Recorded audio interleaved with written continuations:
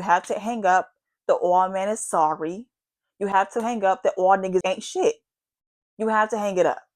You say I'm different, well I hope so. I love who I'm becoming. Hey gems, welcome back to my channel. Thank you so much for joining me today. So my name is Crystal, and on this channel we have a lot of girl chats, we have candid conversation, and even a little bit of beauty. So if that sounds good to you, please do consider subscribing to the channel. Today's video is going to be a candid conversation, and it may be a triggering one. This video I'm going to be talking about how your partner is actually your reflection, and you may be complicit in your toxic relationship. So I do want to preface this video by saying that I'm not trying to judge anybody. I don't want to make anyone feel bad. These are lessons that I've had to learn on my own, from my own experience. So, the call has come from inside the house, once or twice. Please don't feel attacked in any way. I'm just speaking, from experience, but also I feel like it can help someone. So let's just get right into it. This video is actually going to be a part 2 to another video that I made, and the video is called How Your Mommy Issues May Be Affecting Your Love Life. Something along those lines. I'm going to have it in the cards, and I'm also going to pop the thumbnail of the video here. So just to give you like a little spark notes, a rundown of that video, I basically went over how your mother is very fundamental to your development, obviously. And if she has any wounds that she has not dealt with, those wounds are most likely going to be passed down to you. These mother wounds can affect and drive your dating life, and they can affect the type of man that you are interested in, your attachment style, what you value in relationships, just based upon the relationships that you've seen at home. So in that video, I also mentioned how your partner is your mirror. And in this video, I'm going to be diving deeper into that. If you're always hollering at the top of your lungs that niggas ain't shit, and you have different partners and you keep on having the same results and you're the only constant, when you point that finger at a man, I just want to let you know that there are 4 more fingers pointing back at you. Now, far be it from me to defend a man. Okay, that's not what this video is about. That's not what this video is giving. Okay, if you know me in our real life, you know my disdain for most men. Okay, you know my disdain for their violence, abuse, manipulation, for their entitlement, misogyny, misogynoir, sexism. You know me. Okay, I'm not defending any man or their disgusting attributes or how they've treated anyone poorly. What they did was absolutely wrong, and there's no excuse for that.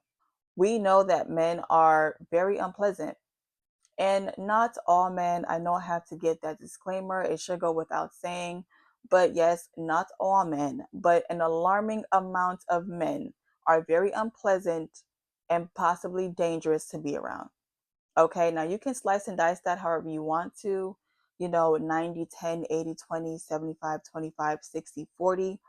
But to me, it's definitely more than 50%. It's definitely more than 50%. What I'm trying to figure out is for the ladies who want to deal with men romantically, because truth be told, you don't have to deal with men. You don't have to date. It's not by force. No one is literally putting a gun to your head and telling you to date. Are there societal pressures? Yes. Are there cultural pressures? Yes. Are there familiar pressures? Yes. But they can literally all go fuck off. It's your life, literally. So no one is forcing you to date and deal with men, right? You're dealing with men because you want to. Nothing wrong with that. Nothing is wrong with wanting to be partnered. I'm not, unaware of the fact that people want to be partnered and have romantic love and all that good stuff. My thing is, with the knowledge that men are unstable and mad, with the way men move in this society, what are we doing in order to make sure that we are physically, spiritually, emotionally, financially safe and stable and taken care of? And I just feel like the answer is nothing. I feel as if I'm not on social media anymore, but when I was on social media, and this could have been my algorithm, but it was really given just niggas ain't shit, niggas ain't shit. Okay. And I just feel as if now, when I hear that response, it doesn't make me look at the men any differently. Because, girl, yeah, We knew that. Okay. The sky is blue, the grass is green. What, girl? We knew that. What's new? It actually makes me look at the girl a little different. It makes me side eye the girl. Because, girl, we knew that. Okay. But my thing is, you didn't do anything different.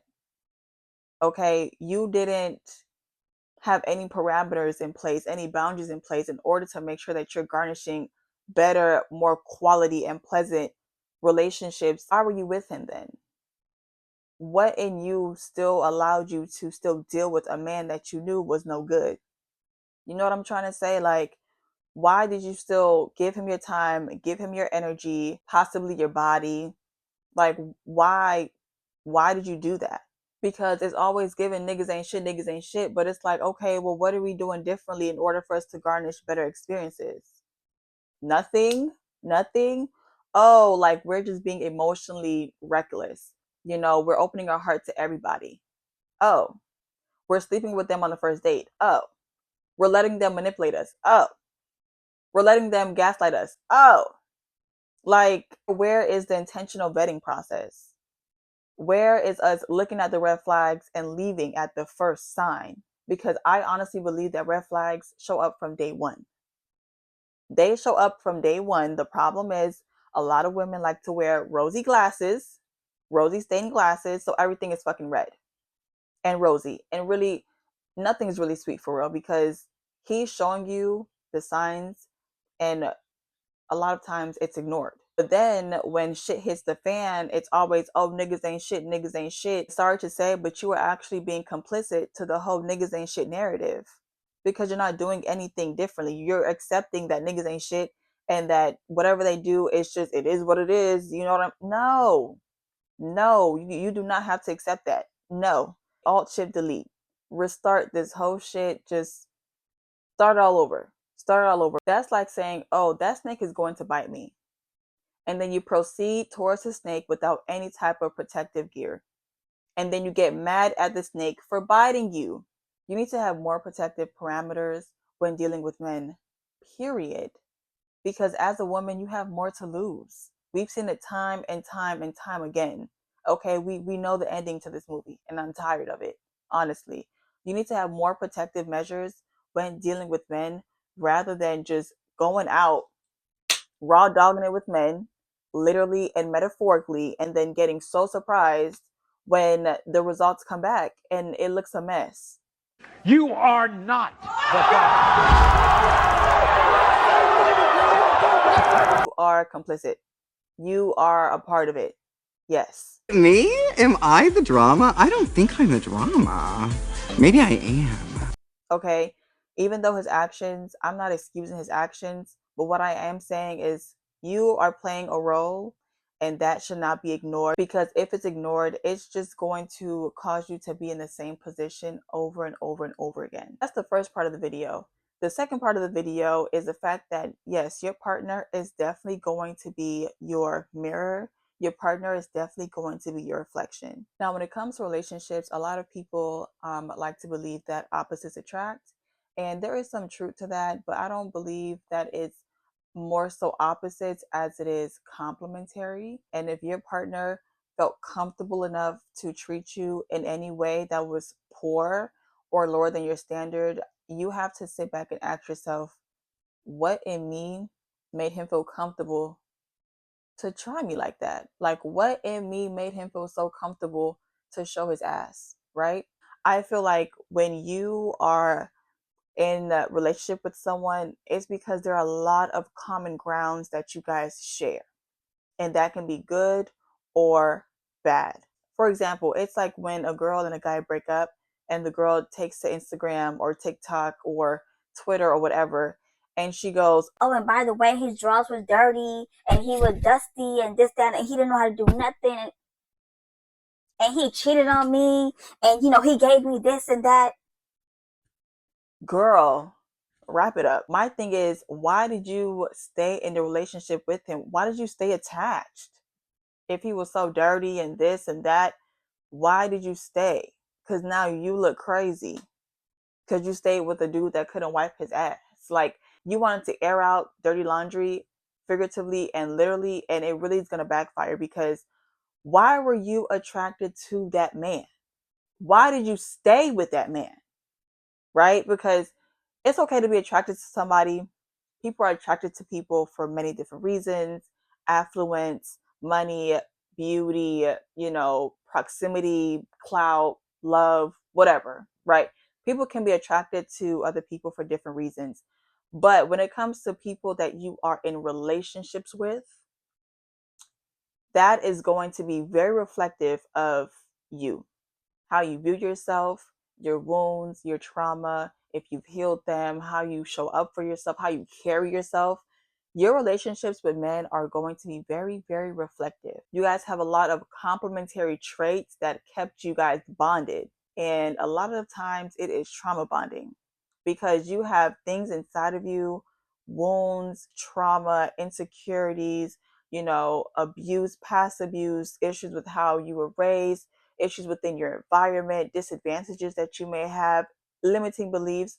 All of these different things play a huge role in how you seek out and deal with your partners in relationships. They have a huge role in the type of partners that you want and have. And that's where the issue lies. Yes, men are very unpleasant. Not all men, but an alarming amount of men. Okay. My thing is, your attraction to these types of men, to this archetype of men, has more to do with you than the man. I'm not defending his actions. I'm not saying what he did was right because it's wrong. My thing is, why were you attached to him? There is something in you, okay, deep, deep down inside. There's a need, there's a void, there's a wound, there's a trauma that has yet to have been dealt with that is running the show, that is causing you to subconsciously seek out these problematic partners. So, if you're running around screaming at the top of your lungs how niggas ain't shit, girl, I hate to be the bearer of bad news, but that would mean that you ain't shit either. And I, oh, Something in you attached to that man for a for long enough, for probably too long, And it's one thing if you're dating and you meet men and you notice these red flags and you notice their temperaments, you notice their personalities, their attitude, any bad attributes that they have, and you like cut it off. Period. You see a red flag, it's done, it's over. No grace period. I'm not giving you no second chance. Done.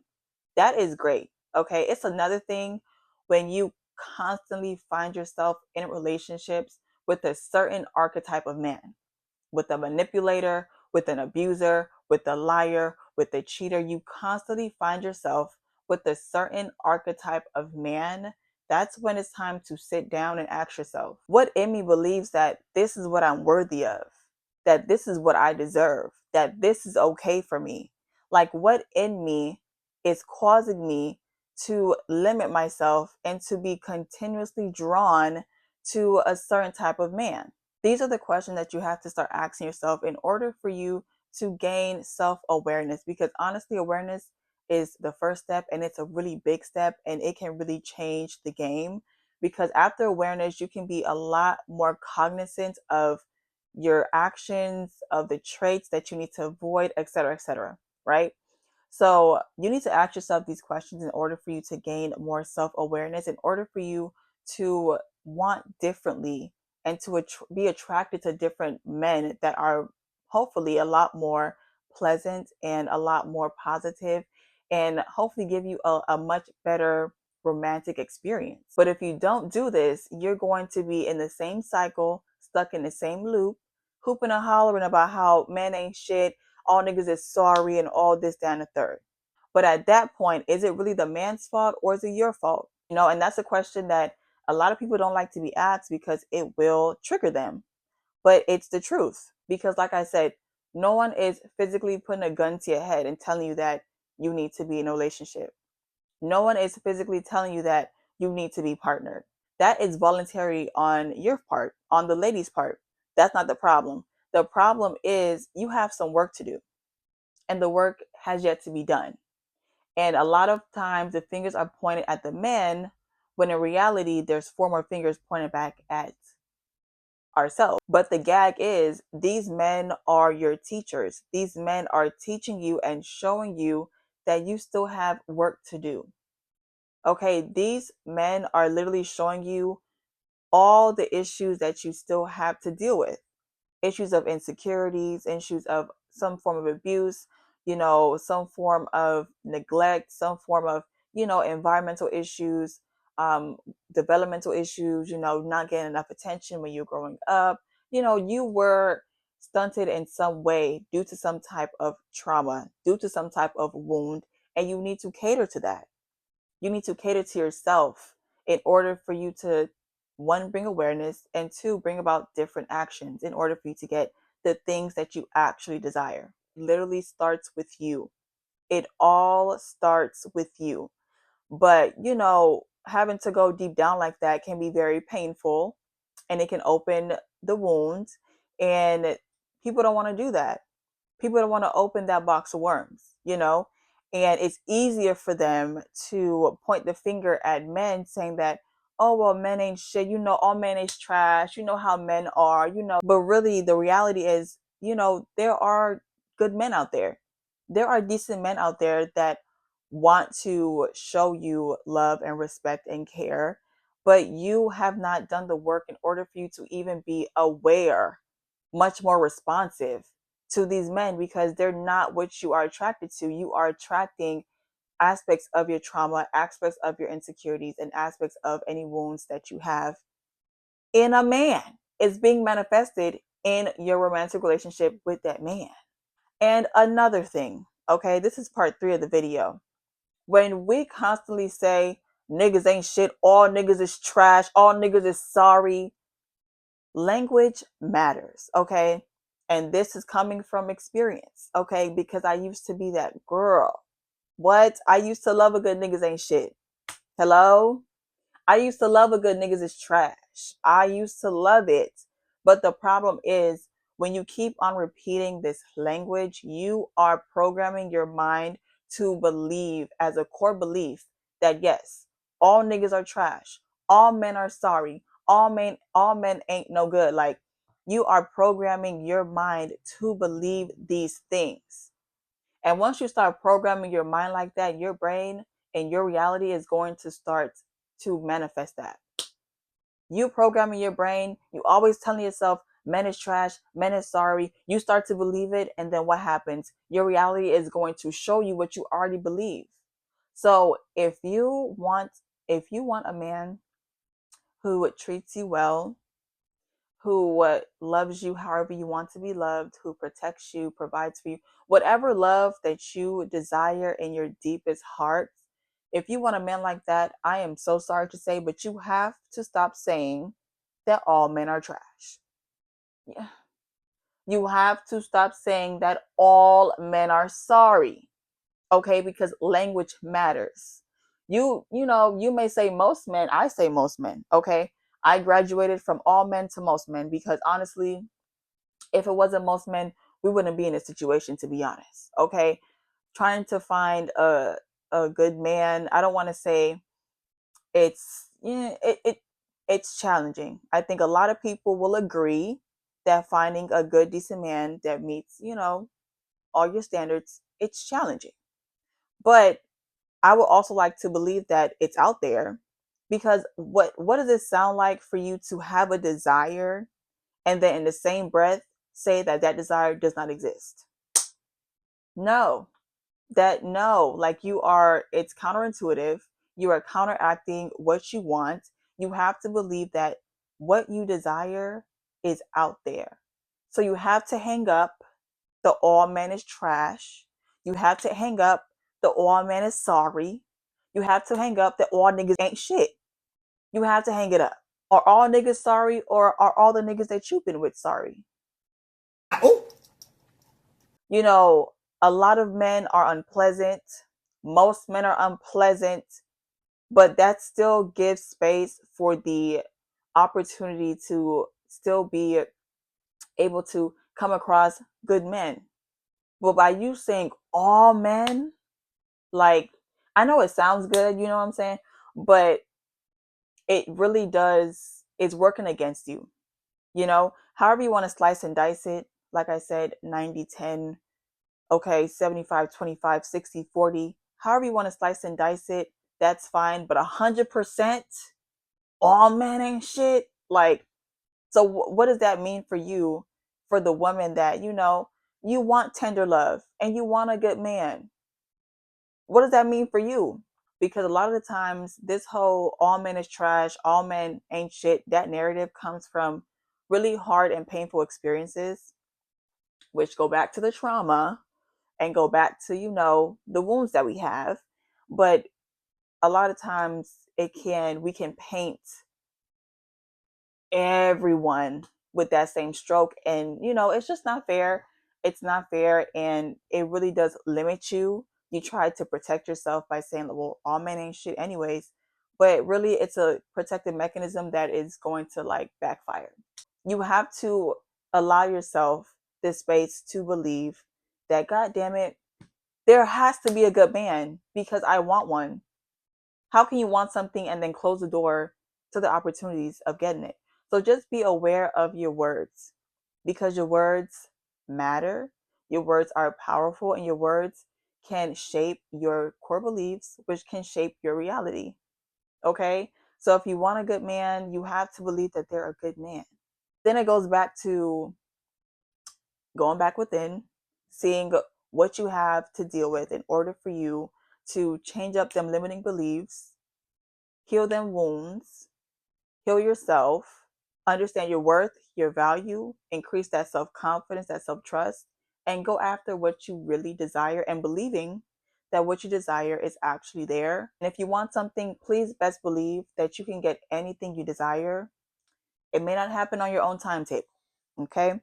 It may not happen when you want it to happen, but it will happen when it needs to happen, and it's always in perfect and divine timing. So yes, your partner is your mirror, and if you find yourself always having terrible partners, I'm sorry to say, but you may be complicit and you may be playing an active role. There's something in you that you need to, you know, deal with and face in order for you to understand the root of why you would even be attracted to a man like that over and over and over again, and to constantly find yourself in the same positions, because it's either you evolve or you repeat. With that being said, if you're still here with me, thank you so much. I really do appreciate it.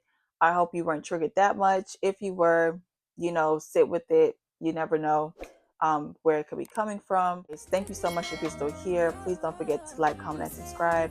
And of course, until next time, bye.